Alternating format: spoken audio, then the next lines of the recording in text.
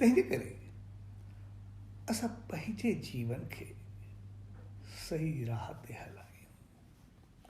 ऐं उन सचे साईं जे जीवन खे असां जॾहिं बि ॾिसंदासीं, उनजो हिकु हिकु मिसाल, हिकु हिकु सोच, हिकु हिकु आदेश, हिकु हिकु संदेश असांखे जीवन जी ऊंचाई तरफ़ वठी वेंदो आहे, जिते असां साफ़ बहितर ऐं प्यार नमूने हलूं। ऐं उनजे सम्झाइण जो तरीक़ो बि हिकिड़ो अनोखो हूंदो आहे। जेको परिवार सचे साईं जी दामन में आयो, अची करे चयो चए साईं असांजे घर में सदैव कल कलेश झगड़ो पिटको सभु कुझु रहंदो आहे। ऐं इन जे करे घर में सुकून न हुजण जे करे हर कंहिंजो दिमाग़ फिरंदो आहे, सभिनी जा लफ़्ज़ उता निकिरंदा आहिनि, घर में झगड़ो हूंदो आहे ऐं इन करे भाग बि कोन्हे लॻंदो। सो सभु कुझु डामाडोल थी वियो आहे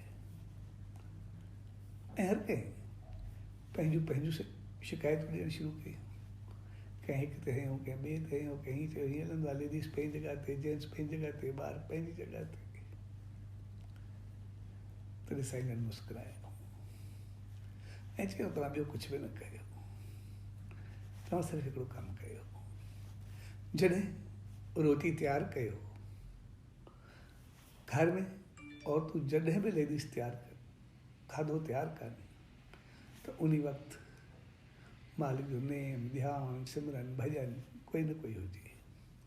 उन वक़्तु चेहरे ते मुस्कुराहट ऐं ख़ुशी बढ़ाए करे रखो। ऐं जॾहिं बाक़ी तव्हांखे मोकिलियो त जीअं बि कयो, पर रोटी तयारु करणु तव्हांखे एतिरो सुकून हुजे, मालिक जी रहमत हुजे, सभु कुझु उहो ई कयो। ऐं मर्दनि खे चयो जॾहिं तव्हां रोटी खायो त उन वक़्तु सिर्फ़ु मालिक जो नेम करे, ध्यानु करे, उनजो शुक्रियो करे तव्हां रोटी खायो ऐं सुकून ऐं शांति सां खायो। तॾहिं सभई आशीर्वाद वठी करे विया ऐं जॾहिं कुझु वक़्त खां बाद आया चयूं कि असांजे घर में एतिरो सुकून, शांति, सभु कुझु आहे, सभु कुझु बहितर आहे। असांजो घर हिकिड़ो प्यार ऐं मोहबत जो अखेड़ो थी वियो आहे। ऐं रोज़ उहो नेम, ध्यानु, तव्हांजो सिमरन कंदमि, हक़ीक़त में संसार में स्वर्ग में रहंदा।